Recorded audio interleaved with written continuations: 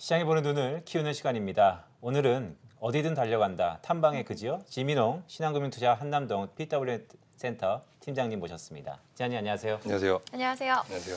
8월 개편 이후에 팀장님이 저희 한 2주 텀으로 나오시죠? 네. 네. 근데 보니까 종목들 중에서 수익률 50%를 넘은 종목들이 와. 쭉 있습니다. 두 개나 있는데요. 간단하게 AS 좀 하고 가죠. 하이비전 시스템 같은 경우에는 저희 방송일이 8월 31일로 나왔는데 2분기 실적 발표하고 피크아웃의 우려로 좀 빠졌던 기억이 나거든요. 근데 3분기에 매출이 뭐 1,000억대 이상 기록했고요. 그다음에 뭐 TOF 센서나 AR이나 VR이 들어가는 기계 채용도 뭐 앞으로 향후 증가할 것으로 예상돼서 내년도 좋은 실적 기록할 수 있을 것이라고 생각하고요. 아톰 같은 경우나 캠트로닉스 역시 조용히 계속 올라오고 있어요. 아톤 보안주로. 그렇죠? 네, 아토는 뭐 말씀드렸다시피 뭐 NFT나 뭐 가상자산에 대한 개인 자금 세탁이나 개인 인증 관련해서 계속 끊임없이 수요가 좀 증가할 것이라고 예상되고요. 최근에 아톤 최근 공시는 아니었지만 아톤이 뭐 뮤직하우의 지분도 한 2.8% 갖고 있거든요. 근데 지금 뭐 시장에서 IB에서 추측하고는 장외 가격에서 뭐 1조 기업 가치라고 얘기하니까 그 지분 가치 뮤직하우가요? 네, 뮤직하우가 1조 정도 받을 수 있다고 얘기들 하는데 아톤이 갖고 있는 지분이 한 2.8% 정도 되고 있습니다. 알겠습니다. 모멘텀이 많네요. 그럼 두 종목 모두 계속해서 홀딩 전략 이용한 거죠? 그렇다고 생각하고 있습니다. 네. 알겠습니다. 그렇다면 이어서 오늘 소개해줄 종목은 어떤 기업인가요? 오늘 소개해드리고 싶은 기업은 HRS라는 회사고요. 78년에 설립됐고요. 예전에 해룡 실리콘이라는 이름의 회사였는데 사명을 예전에 변경했습니다. 그 뭐 자동차나 뭐 생활용품 뭐 전 산업에 쓰이고 있는 실리콘 고무를 생산하고 있는 기업입니다. 20년 실적 먼저 좀 말씀드리면 20년 3분기 누적 매출은 483억에 영업이익 69억 기록했었는데요.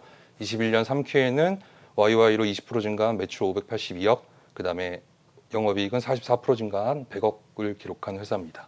네, 실리콘 고무 전문 회사인데 그럼 사업 부문별로 구체적인 실적 한번 체크해 볼까요? 네, 이 실리콘 고무가 우리 일단 국내 시장 점유율에서 HRS가 차지하는 비율이 한 20% 후반대거든요.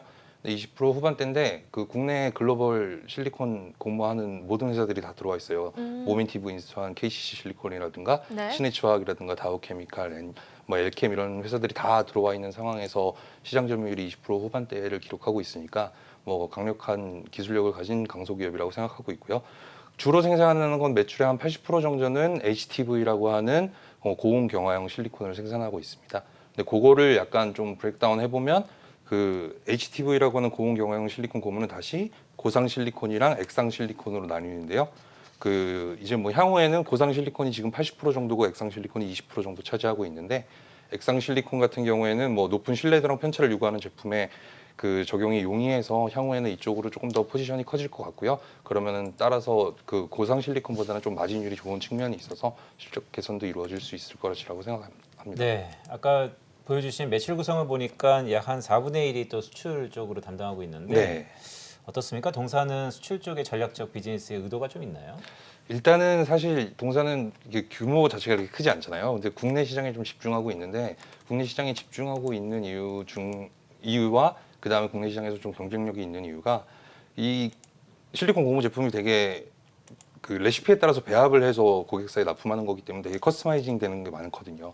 그래서 고객사가 필요로 할 때 적극적인 기술 지원이나 예를 들어서 적극적인 응대가 가능하기 때문에 이런 식으로 계속 국내 시장에서는 탄탄한 입지를 가지고 있고 향후에는 뭐 지금 또 대리점을 통해서 동남아나 이쪽에 진출해 있는 상황입니다.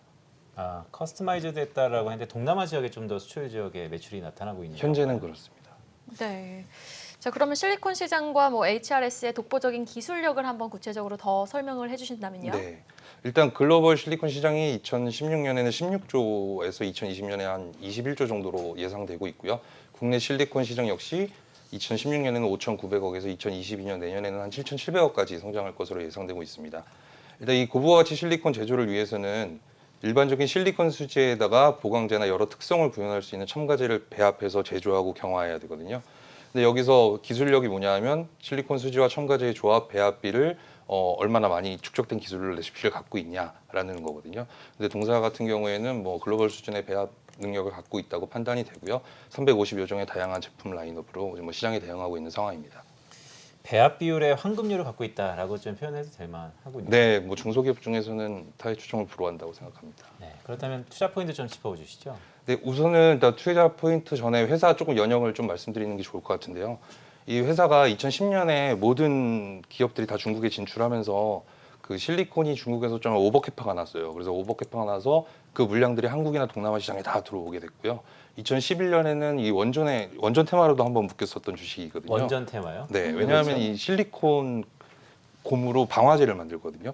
근데 그 원전의 룸과 룸 사이에 이 실리콘이 들어가요. 그래서 이 방화가 만약에 나게 되면 실리콘이 팽창하면서 대피 시간을 좀 주게 되거든요. 근데 후쿠시마 원전 터지면서 그 원전에 대한 매출이 거의 다 없어졌어요.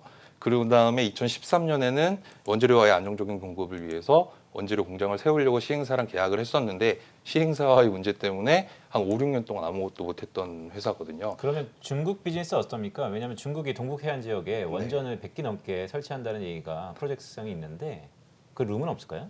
저는 있다고 생각이 들고요. 회사도 만약에 소형 원전 같은 경우가 만약에 활성화가 된다면 이쪽 방화제 매출에서는 충분히 매출이 나올 부분이라고 생각합니다. 그래서 요 공장이 좀 그 시행사랑 문제가 겪었던 부분이 올해 3분기까지 88억이 환입됐어요. 소송도 이미 거의 다 끝난 상태고 그래서 내년부터는 제도약을 할 수 있는 계기가 될 수 있는 회사라고 생각이 듭니다. 그럼 동종 업종의 경쟁 업계로 좀 꼽히는 기업은 어떤 기업이 있을까요? 우리는 중소형 업체에는 한국바이오젠이라는 회사가 있는데요. 네네. 시가총액 한 800억 정도 되고 매출은 한 3분의 1 정도 되는 회사인데 사업부가 완전히 겹치진 않고요. 요 앞단에 뭐 첨가제나 이런 부분들을 하는 회사고 뭐 국내에서는 글로벌 회사기도 한 KCC 실리콘 이런 정도로 생각하시면 될 것 같습니다. 네, 알겠습니다. 자, 오늘 PB님과 함께했습니다. 오늘 PB님의 탑픽 종목은 HSR이었어요. 오늘 말씀 고맙습니다. 감사합니다. 네, 양시장 여성언니 좋은 흐름 이어가고 있습니다. 코스피가 현재 이 시각 0.6% 상승, 그리고 코스닥도 0.5% 상승하면서 오후에도 견조한 흐름 이어가고 있는데요. 마감 전략 이어지는 성공투자 오후 증시에서 함께해 주시죠. 자, 오늘 나의 투자 준비한 소식은 여기까지입니다. 함께해 주신 여러분 고맙습니다.